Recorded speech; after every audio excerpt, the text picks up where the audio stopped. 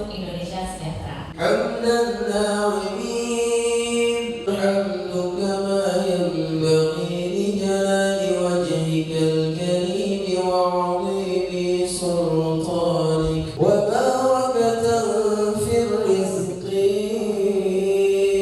Assalamualaikum warahmatullahi wabarakatuh.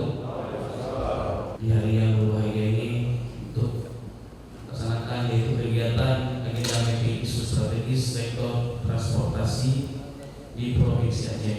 Salah satu yang mungkin bisa kita lakukan adalah dengan melakukan kerjasama antar daerah, dan ini juga sudah kami lakukan Banda Aceh bersama dengan Aceh Besar dan juga dengan Kabupaten Pidi terkait dengan kerjasama antar daerah dalam rangka mendukung ketersediaan pasokan dan kelancaran distribusi. Perlu kami informasikan juga bahwa pemerintah Kota Banda Aceh terus fokus dalam upaya menurunkan laju inflasi.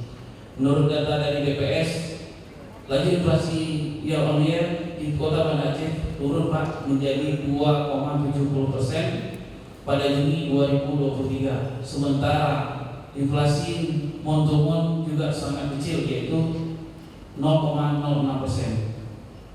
Selanjutnya ada beberapa prestasi yang juga berhasil kita raih di bidang perhubungan, seperti sertifikasi akreditasi unit pelaksana uji berkala kendaraan bermotor dari Kementerian Perhubungan tahun 2019. Ke depan berharap akan terus melakukan evaluasi secara bersama-sama sehingga indikator yang ditetapkan sebagai tujuan bersama dapat tercapai dengan baik.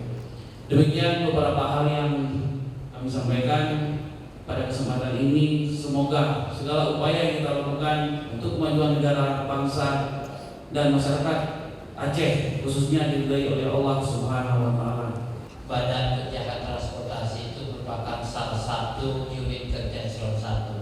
Kalau Bapak Ibu sekalian pernah mendengarkan, dulu ada namanya Litbang, penelitian dan pengembangan sektor perhubungan. Kemudian